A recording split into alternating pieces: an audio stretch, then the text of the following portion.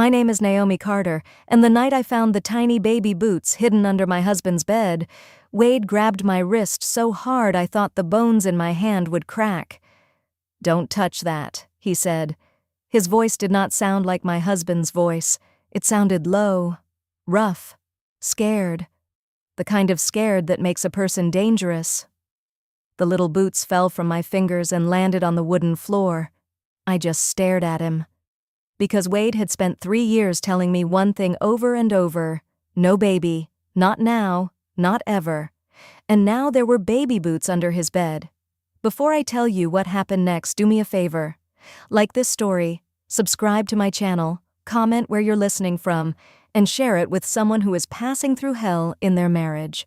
Because what I found in Wade's house changed everything. I thought I knew about love, marriage, and fear. Wade still held my wrist, his fingers pressed deeper. "Naomi," he said too quietly, "I told you never to go through my things." I pulled my hand back. "Then maybe you should stop hiding baby shoes under the bed." For 1 second, Wade said nothing. He was a tall man, strong shoulders, dust on his jeans, boots still on from the ranch. He looked like the kind of man women trusted, the kind of cowboy people in town respected. But right then, standing in our bedroom, he looked like a stranger wearing my husband's face. "I said leave it alone," Wade told me. I looked down at the boots again. They were old, soft leather, small enough for a newborn. One of them had a faded blue string tied around it. My throat tightened. "We've been married 3 years," I said. "3 years, Wade." "Every time I talk about having a child, you shut me down. Every time. You say it's a bad time. You say ranch life is too hard. You say I should be thankful for what we have. So what is this?" Wade's jaw moved. Then he bent down fast, picked up the boots, and shoved them into the drawer of his nightstand. That scared me more than if he had shouted, because quiet fear means the truth is worse. I stepped back from him. "Who did those belong to?" "No one." "That's a lie." He looked at me with hard eyes. "Naomi, stop." There was something in that word. Not anger, not just anger. Warning. The room felt smaller. The yellow lamp near the bed shook a little because my hand had hit the table. Shadows moved across the wall. I should have stopped. I know that now. But when a woman spends years being told she cannot have the one thing she wants most, and then she finds proof that her husband has been hiding something about a baby, stopping becomes impossible. "Did you have a child before me?" I asked. Wade looked away first. That was answer enough to freeze my blood. My mouth opened, but no words came. I had asked him that before, twice, maybe 3 times. He had always said no. He had looked me in the eyes and said no. "Wade," I whispered, "did you lie to me?" He rubbed a hand over his face. "It ain't what you think." "Then what is it?" He walked to the bedroom door and shut it. Slowly, carefully. That sound nearly broke me, not because it was loud, because it was soft, because it felt like he did not want anyone outside the room hearing what came next. "Wade?" My voice shook. "You're scaring me." He turned back to me. His face had changed. Not mean, not cold, just tired. Like a man carrying something rotten for too long. "I told you not to ask me for a baby," he said. "I told you for a reason." "That is not a reason. It's the only one I can give." "No." I shook my head. "No, Wade. You do not get to say that after all this time. I left my whole life for this ranch. I buried my hopes for you. I smiled in town when women asked when we'd have children. I let them think it was my fault." I hit my chest with my hand. "Mine. Because you kept saying wait. So you don't get to give me half a sentence and think that fixes this." Wade's eyes flicked to my stomach. That was when I knew. Not guessed. Knew. He was not only hiding the past, he was afraid of me getting pregnant right now. A cold wave ran through me. I stepped back again. "Wade, is there something wrong with me?" His head jerked up. "What?" "No." "Then why do you look at me like that?" He said nothing. I heard the wind outside pushing dust against the side of the house. Somewhere far off, a horse kicked wood in the stable. It was evening, but the room had already gone dark enough to feel like midnight. "Tell me the truth," I said. For once. Wade put both hands on his hips. Then he dropped them. Then he turned away like he could not stand to face me. "That child is dead," he said. The words hit me so hard I had to grab the bedpost. Dead. A child. His child? Someone else's? And why was he hiding the shoes? I swallowed hard. "Whose child?" He did not answer. "Whose child, Wade?" Still nothing. My eyes burned. "Was it yours?" He closed his eyes. That was all the answer I got. Something inside me cracked open. Not just because of the lie, because of the size of it. He had hidden a whole life from me, a whole sorrow, a whole grave. "How old?" I asked. He shook his head. "Don't." "How old was the baby?" "Naomi." "How old?" His voice rose at last. I said, "Don't." I flinched. The silence after that felt ugly. Wade saw me flinch. I saw shame pass over his face, but shame did not fix anything. Shame did not erase secrets. He took one step toward me. "I never wanted to hurt you." I laughed, but it came out broken. "That's funny because you did." He stopped moving. I wiped my cheeks fast. I had not even noticed I was crying. "Was there a wife before me?" I asked. "No." "A woman?" His silence again. "Does she know where you are?" "Naomi, is she dead too?" That made him stare at me. Really stare. His face went pale under the tan. And that was when I asked the question I should have asked first. Did she die because of that baby? Wade looked like I had stabbed him. I did not need words. His face told me enough. I backed away until my legs hit the edge of the bed. "Oh my God!"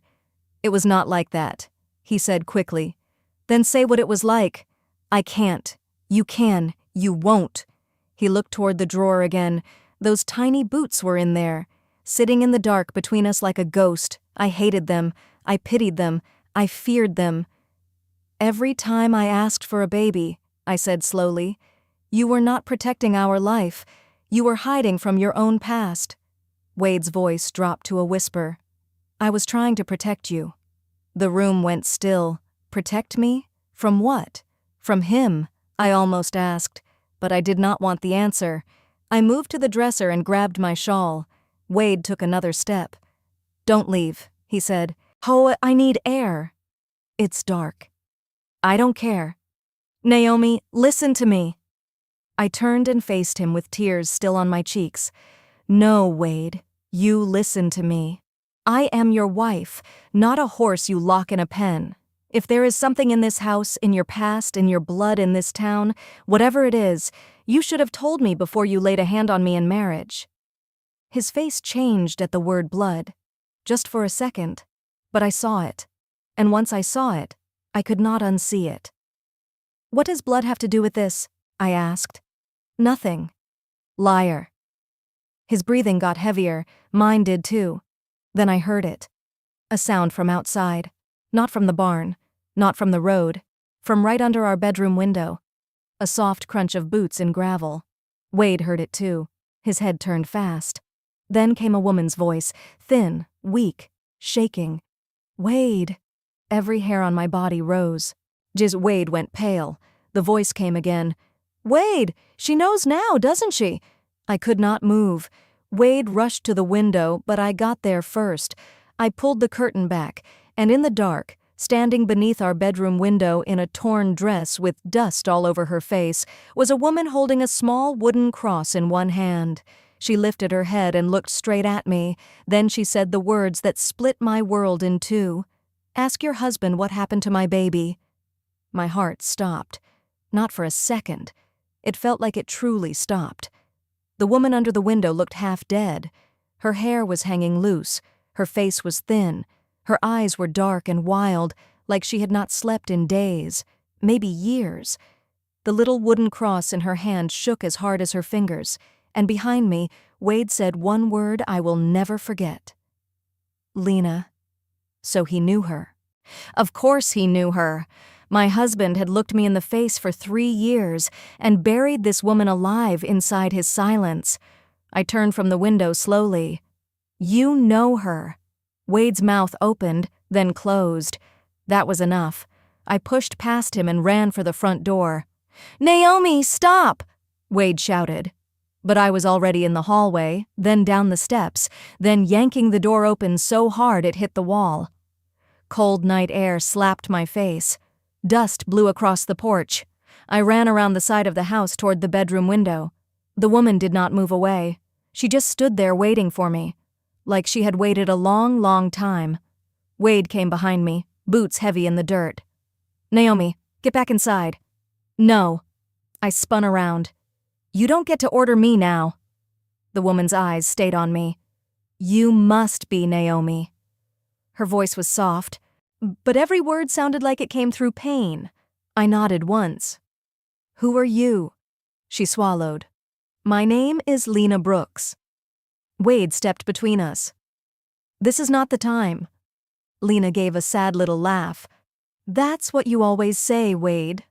His shoulders tightened. That scared me again. Not just because of what he was hiding, because of how long he had been hiding it. Before he could speak, I pointed at him. Move. He did not. I stepped closer. Move, Wade. Maybe it was my voice. Maybe he finally knew the lie was too big now. But he moved aside. Lena looked at me with those tired eyes. I am sorry to come like this. Then why did you? I asked. Her hand closed harder around the wooden cross. Because if I waited one more night, you might die too. The world seemed to tilt under me. I heard Wade curse under his breath. I stared at Lena. What did you say? Lena's eyes shifted to my stomach. I had not told her anything. I had not even told Wade what I had started to suspect. But in that moment, I knew she saw something in my face, in the way I held myself, in the fear. Are you with child? Lena asked. I could not answer. Because I did not know for sure. My monthly bleeding was late. Very late. I had felt sick in the mornings, tired all day, tender in ways I knew too well from the stories women told each other in quiet voices. I had not said anything because I wanted to be sure first, and because part of me had been afraid of Wade's reaction. Now I understood that fear had a shape. Naomi, Wade said sharply, don't answer her. I turned to him with fire in my chest. You do not tell me what to say anymore. Then I looked back at Lena. I did not speak, but I think she read the answer in my face, her eyes filled with tears. Then we don't have much time. Every part of me went cold. Wade stepped forward. Enough! Lena took one fast step back, not because she feared him, but because she expected him. Like this was an old dance between them, a tired one, a painful one. You can scare me all you want, Lena said to him, her voice shaking. But I'm not leaving her here blind. I looked between them. Somebody talk, right now. The wind pushed across the yard. Somewhere in the dark, a gate knocked against wood. The horses were restless. Even the ranch felt like it knew something bad was standing in the dirt with us. Lena lifted the small cross. My son wore this the day he died. Wade shut his eyes. A hot wave of anger ran through me. Your son, I repeated. So the baby was yours? Lena nodded once. And Wade was the father? She looked at Wade, then back at me. Yes. I laughed, but the sound came out thin and ugly. Of course. I wanted to scream. I wanted to hit him. I wanted to run. I wanted all of it at once. But another question was stronger. How did he die? Lena's lips parted. Wade said, Don't. She ignored him. He was born alive, Lena whispered. Strong lungs, tiny hands. He cried so hard the nurse smiled. My knees weakened, because that was not the beginning of a sickness story. That was the beginning of a loss. Lena kept going. He was fine the first week. Then he changed. What do you mean? I asked. He stopped sleeping right. He would stare at the dark corners of the room. He would cry at night like something was hurting him. But the doctor said he could find nothing wrong. Wade muttered, "Lena." She kept talking anyway. Then strange things started happening around him, lamps breaking, animals getting wild, milk going sour in the same hour it was brought in. A mirror shattered beside his crib, though no one touched it.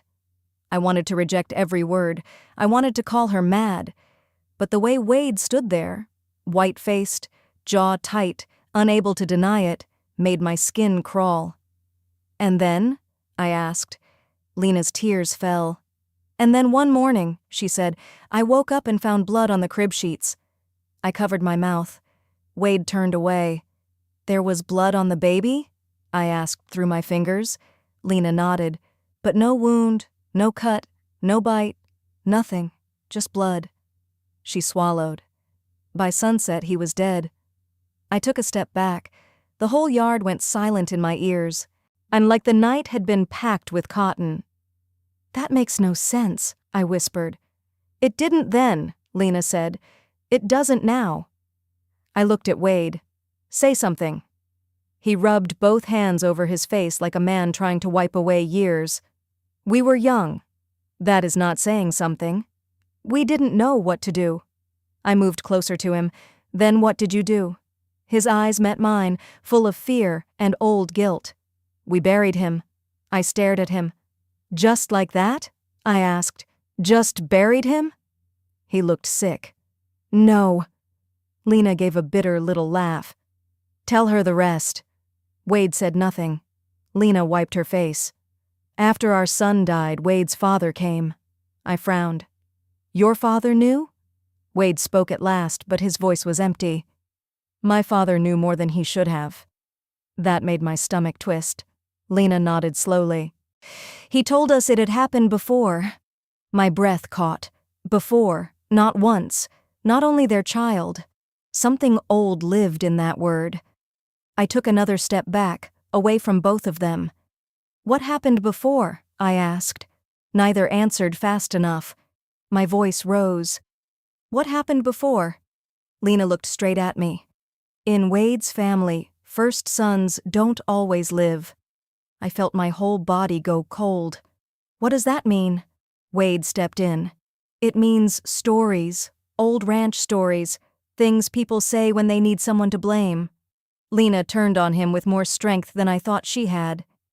"Then why did your father make us swear never to try again?" Wade's face snapped toward her. There it was. Truth breaking through.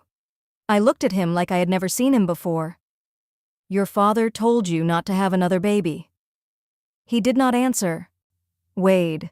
He said it was too risky." "For who?" His silence was the answer I hated most. "For the baby," Lena whispered, "and for the mother." The dirt seemed to move under my boots. I could not breathe right. My mind flew back through every year of our marriage, every time Wade pulled away, every time he turned hard when I talked about babies, every time he watched me with strange fear after touching me, every time he made me think I wanted too much.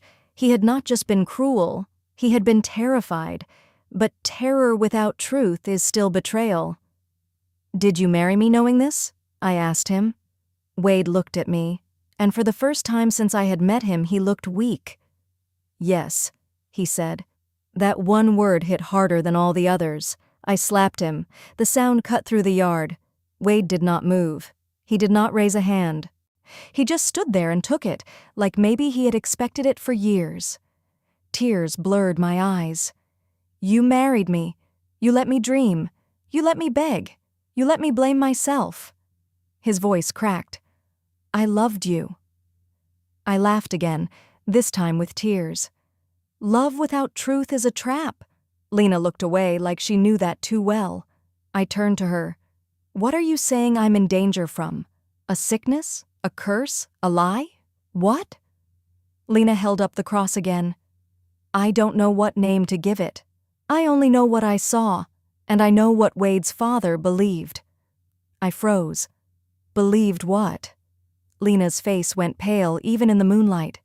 That the Carter men pass something down in the blood, something that wakes when a child is made. My mouth went dry. "No!"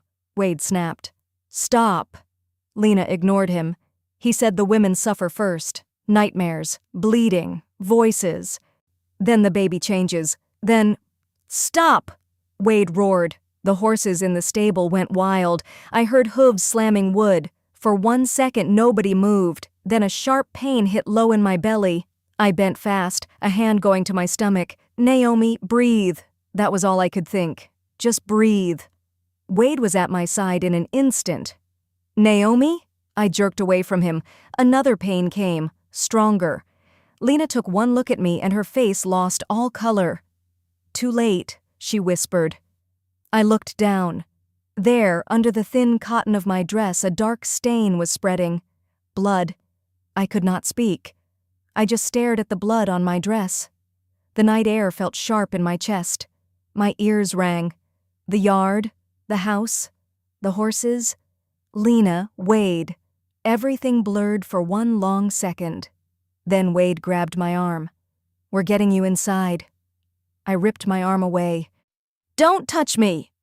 Another pain hit low in my belly, harder this time. I bent over and held myself. Lena rushed closer. Naomi, listen to me. You need to lie down. Now! I hated that I had to trust either of them, but I was scared. Not small scared, not nervous scared. I was the kind of scared that makes a person feel like the world is ending inside their own skin. Wade reached for me again, slower this time. Naomi, please. I looked up at him through tears. You knew this could happen. His face broke. I prayed it wouldn't. That is not the same as telling me the truth. The blood kept spreading. Lena looked at Wade with open anger. If she loses that child tonight, it is on you. Wade looked like a man being dragged through fire, but I had no pity left, not then. He moved in front of me again. You can hate me later. Right now, we need to help you. The pain came back, and this time I nearly fell. So I let him catch me. That was the worst part. Even after the lies, even after the fear, my body still knew he was the one who had held me through storms, through fever, through lonely winter nights. My body still leaned toward the man my heart no longer trusted. Wade carried me into the house. I did not speak. Lena followed behind us. I heard the front door slam. I heard Wade's boots on the wood floor. I heard my own breathing, quick and broken. He laid me on the bed, the same room where I had found the tiny boots and learned my marriage had been built on silence. Lena lit another lamp and set it near me. The warm glow shook across the walls. Water, she said. Wade ran for it. I watched Lena as she pulled a folded cloth from a bag I had not even noticed she was carrying. You came ready, I whispered. Her face tightened. I hoped I was wrong. But you weren't. She met my eyes. No. I swallowed hard. Did this happen to you too? For a moment she did not answer. Then she nodded. Not at first. First came the dreams, she said softly. Then the bleeding. Then fear all around me. I started hearing scratching in the walls at night. The horses would scream before sunrise. I thought I was losing my mind. Every word made my hands colder. Wade came back with water. Lena took the glass and helped me drink. I hated how normal it looked. Like we were a family in a hard moment. Like we had not just dragged the truth into the light. I pushed the glass away. No more half-truths. If I'm dying, say it. You are not dying, Wade said fast. Lena looked at him, then at me. Not tonight, I don't think so. That did not help. Wade knelt beside the bed. Naomi, look at me. I did not want to, but I did. His eyes were wet. I had seen him angry, quiet, hard, gentle. I had seen him half asleep and smiling. I had seen him covered in dust and blood after ranch accidents. I had never seen him this broken. I was wrong, Wade said. Wrong to hide it. Wrong to marry you without telling you everything. Wrong to think I could outrun what happened before. I stared at him. Start talking then. He bowed his head once. My father believed the Carter blood was cursed. The word sat in the room like smoke. I looked at Lena, then back at Wade. Did you believe him? No, Wade said. Then he took a breath. Not fully. That was not enough. I let him see my face harden. He understood. He went on. When I was 12, I heard him talking to my mother, Wade said. He thought I was asleep. He said our family had buried 4 babies in 2 generations, all boys, all first sons. He said the mothers changed before the babies died, bleeding, fear, strange things in the house. He said his own brother's wife went mad before their child was buried. The room felt colder with every word. My mother? I asked. Wade looked away. She lost one before me. I had never met his mother. She died before I came to town. Wade had told me it was fever years ago.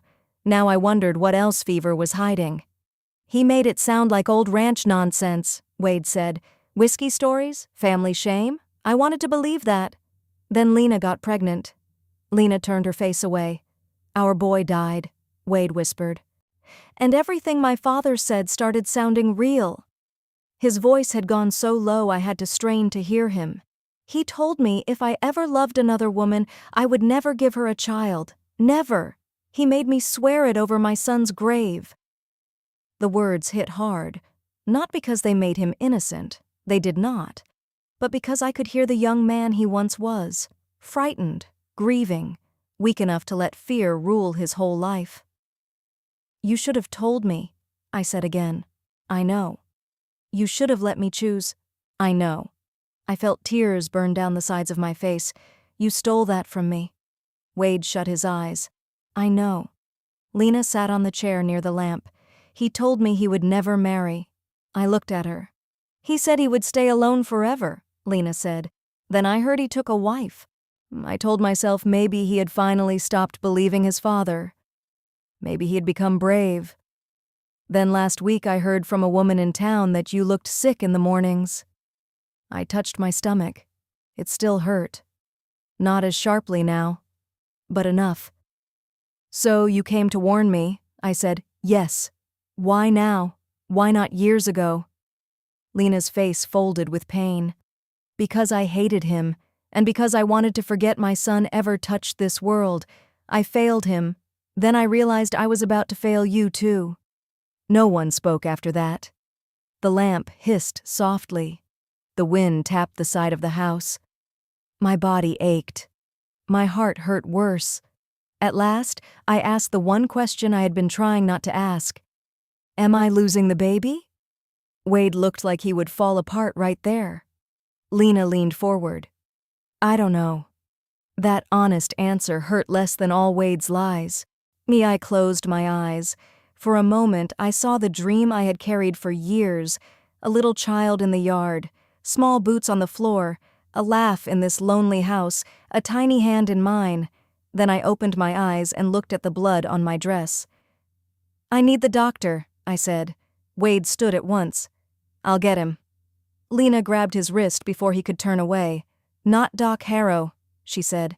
Wade froze. I looked between them. Why not? Lena answered first. Because he was there when my son died. A new fear opened inside me. And? I asked. Lena's voice dropped. And he lied on the death paper. Wade said nothing. I sat up a little despite the pain. He did what? He wrote fever, Lena said. Your husband's father paid him to keep the Carter name clean. I looked at Wade. He did not deny it. My laugh came out empty. Of course. Of course there is more. Wade's shame filled the room. You knew? I asked him. Not that night, he said. I found out later. And still you let that doctor treat me? He is the only doctor in 40 miles. That is not an answer.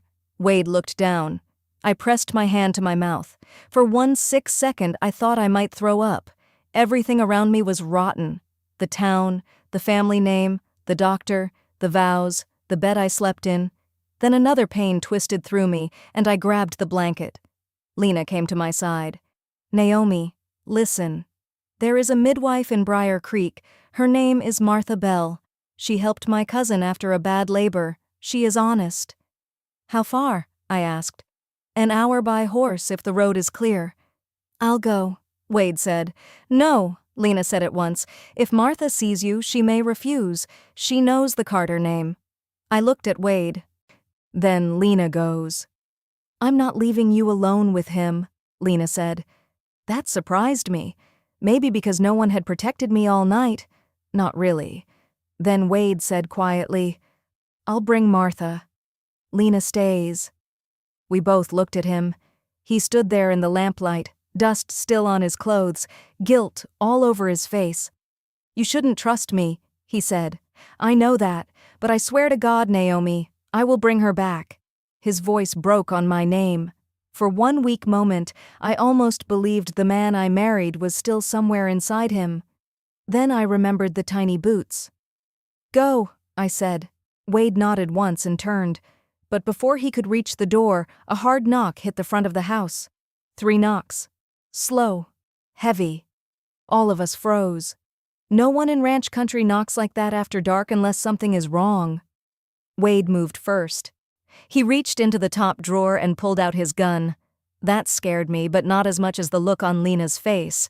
She looked terrified, not worried, not surprised, terrified. "Who is it?" I whispered. Lena stood up so fast the chair scraped the floor. "If it's who I think it is, don't let him in." Wade's hand tightened around the gun. "My father." My blood ran cold. "He's dead," I said. Wade looked at me, pale as the wall. "That's what I told you." Another knock hit the house. Then a man's voice came through the dark. Old, deep, certain. "Boy," the voice said, "open this door before she loses the child too." The room turned to ice. I stared at Wade. Wade stared at the door. And Lena began to pray under her breath. No one moved. The knocking stopped. The whole house went so quiet that I could hear Lena breathing beside me. Fast. Small. Afraid. Wade stood near the bedroom door with the gun in his hand, but his face told the truth before his mouth did. He was scared too. Not of a stranger. Of his father. The father he told me was dead. I pushed myself up on shaking arms. "Wade, what do you mean that's your father?" His throat moved. "I buried him," Lena whispered. "Then who is at the door?" The voice came again from the front porch. "Open it, Wade." That voice was old, dry, sharp, a voice used to being obeyed. Wade looked at me, then at Lena. "Stay here." "No," I said at once. "No more secrets, no more closed doors. If this is part of the truth, I hear it too." Another pain twisted in my belly. I held my stomach and breathed through it. Wade hesitated. Then he nodded once. We moved together down the hall, me weak and shaking, Lena holding my arm. Wade in front with the gun. The lamp in the bedroom threw a little light behind us, but the hall itself felt dark and narrow, like it was pulling us toward something bad. At the front door, Wade stopped. The man outside did not knock again. He just waited. Wade unlocked the door and pulled it open. An old man stood on the porch in a black coat covered in dust. For 1 second, I thought I was looking at a ghost. He had Wade's eyes, Wade's jaw, Wade's same hard brow. Only older, meaner, colder. His hair was white, but his back was straight. He held a lantern in one hand and a walking stick in the other. He looked right at me, then at the blood on my dress, and he nodded like he had expected it. "I told you," he said to Wade. "This bloodline should have ended with you." My legs nearly gave way. Lena tightened her hand around my arm. Wade raised the gun. "You should be dead." The old man gave a small smile. "You buried an empty box." The words hit the room like thunder. I stared at Wade. Wade stared at his father. And all at once I understood something simple and terrible. This family did not just hide pain, it built whole lives on lies. "Why?" Wade asked, and for the first time he sounded like a son instead of a man. "Why would you do that?" His father stepped inside without waiting to be invited. "Because fear is useful. Fear keeps foolish people from repeating old mistakes." Wade cocked the gun. The old man did not even flinch. "Don't," he said. "If you shoot me, you'll die never knowing the truth." I was shaking so hard now I could feel my teeth move. "What truth?" I asked. The old man finally turned his full attention to me. His face softened, but not with kindness, with pity. "The Carter babies were never cursed," he said. Silence. Even Lena stopped breathing. I stared at him. "What?" He looked at Wade. "Tell her." Wade's face had gone white. "Tell her what?" I shouted. But it was Lena who answered first, her voice small and broken. "No." The old man looked at her. "You know already." She shook her head. "Not all of it." He rested both hands on the walking stick. "Then hear it now. The babies died because the mothers were poisoned. I thought I had heard wrong. I truly thought I had heard wrong." "What did you say?" I whispered. The old man's eyes did not leave mine. "Not cursed. Poisoned." My whole body went numb. Lena made a sound like someone had punched the air out of her chest. Wade stumbled back a step as if the floor had shifted under him. "No," Wade said. "No." His father's face stayed still. "Your mother could not keep quiet. She wanted to leave. She wanted to take you and run. After she lost the first boy, she started asking questions. So I made sure she stopped." I covered my mouth. Lena began to cry. Wade looked less alive with every second. "You killed my mother?" he asked. "No," the old man said. "Fever finished what weakness started, but I gave her enough to lose the child." Wade made a sound I had never heard from a grown man. Not a shout, not a cry. Something worse, something torn out of the middle of him. The old man kept talking. "When Lena got pregnant, I saw the same trouble coming. Questions, hope, plans. You were both going to leave the ranch, so I protected what was mine." Lena let go of my arm and stumbled forward. "You murdered my baby." He looked at her like she was nothing. "I protected the Carter land from being split by soft hearts and foolish women." I think all three of us stopped being afraid in the same second. Fear turned into something hotter, something cleaner. Rage. I looked at Wade. He was shaking, but it was not fear anymore. "You told me it was blood," he said. His father nodded. "And you believed me. Good. It kept the line from growing." "You let me carry that all these years." "Yes." "You made me hate myself." "Yes." The old man said it so simply that something changed forever inside that room. He had not done this from madness. He had done it by choice, again and again. I felt sick. Then I felt angry enough to stand on my own. I stepped away from Lena and faced him. "What did you give them?" He looked annoyed now. "Tea. Powder. A few drops in milk. Women never notice when they want so badly to trust their homes." My stomach turned.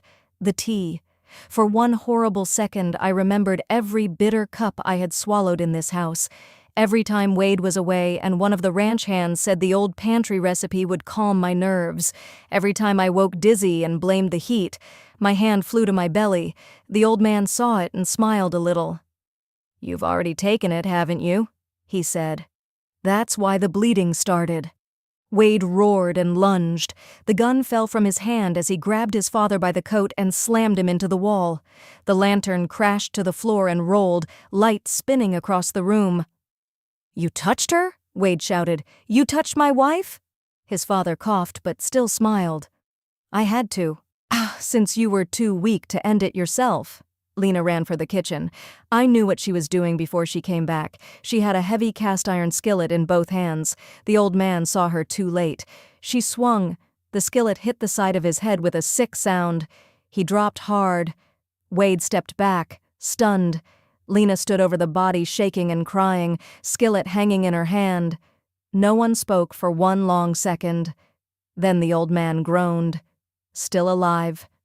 "Rope," Lena said. That broke the spell. Wade ran to the back room and came back with rope from the tack shelf. Together, he and Lena tied his father's hands and feet while I held onto the table and fought the pain twisting through me. The old man kept trying to speak, kept trying to order, kept trying to scare us back into silence. It did not work anymore. The truth had broken that power. At dawn, Wade rode for the sheriff in Briar Creek and brought back not only the sheriff but Martha Bell, the midwife Lena had named. Martha was a firm woman with gray hair, hard eyes, and gentle hands. She took one look at the blood on my dress and sent the men outside. Then she examined me while Lena held my hand. I thought I already knew the answer. I thought the story was ending there. But after what felt like forever, Martha sat on the side of the bed and looked at me. "The bleeding is real," she said, "but the baby still holds." I burst into tears. So did Lena. I held my stomach with both hands and cried until I could not breathe. Not from sadness, not this time. From relief so big it hurt. Martha gave me herbs to stop the bleeding and strict orders for rest. She also said something I never forgot. "This child is not doomed," she told me. "Poison is not a curse. Evil men like curses because they hide their crimes." Outside, the sheriff searched the old man's saddlebag. He found bottles, powders, wrapped papers, and letters. Letters from Doc Harrow. Letters that proved everything. The doctor had helped cover the deaths for years. Wade's father had paid him, threatened him, and used him. The sheriff took them both before sunset. The old man left the ranch alive, tied upright in a wagon, still trying to spit his rules at the world. No one listened now. 3 days later, Doc Harrow confessed. 2 weeks later, the town knew the truth. The Carter name fell hard. People stared when Wade walked by. Some turned away, some whispered, some looked at him with pity. He did not fight any of it. He took it. Every look, every word, every shame. Maybe because for the first time in his life, he was not hiding. As for Lena, she came back one last time before leaving town. She stood in our yard where the wind moved soft through the fence grass and looked at me for a long moment. "I hated him so much," she said. "Sometimes I hated you too, just because you were living the life I lost." "I know," I said gently. She nodded. "But you listened. That saved you." Then she placed the little wooden cross in my palm. "My son should have been remembered by someone who tells the truth," she said. I cried when she gave it to me. She cried too. Then she left, and that was the last day I saw her. Wade changed after that, not in one grand speech, not in one magical moment. He changed in the hard way, the real way. He told me everything, even when it made him look weak, even when it made him ashamed. He stopped deciding for me, stopped hiding pain behind silence, stopped thinking love meant controlling danger by lying about it. For a while, I did not know if I would stay. That is the truth. A child does not erase betrayal. Tears do not erase betrayal. Love does not erase betrayal. Wade slept in the bunkhouse for 2 months while I healed. He never complained. He just waited, worked, answered when I asked, left me peace when I did not. And little by little, I saw the difference between a man hiding darkness and a man finally dragging it into the sun. In the spring, our son was born. Strong lungs, tiny hands, a loud cry that filled the whole house. When Martha placed him in my arms, I looked down at his face and shook with joy. Wade stood beside the bed, crying openly now, no pride left to protect. He touched the baby's foot like he could not believe something so small had survived so much fear. "What do you want to name him?" he asked. I looked at the little wooden cross hanging near the window. Then I looked back at our child. "Daniel," I said. After the first baby who should have lived. After the truth that finally did. Wade bowed his head and cried harder. Years later, people still told the story wrong. Some said the ranch had been cursed. Some said a ghost came back to the door that night. Some said blood always finds blood. Let them talk. I know what really happened. A cruel man used fear like a weapon. A weak man let silence grow too long. A grieving woman came back when she could have stayed gone. And I, the wife they thought would obey in the dark, chose to listen to the terrible truth and live. That is how my son was saved. That is how my marriage almost died and then learned, slowly, painfully, to breathe again. And that is why, when Daniel is old enough to ask about the little wooden cross in the drawer, I will tell him everything. Not the pretty version, not the safe version, the truth. Because secrets nearly buried us. But the truth let us live. The end.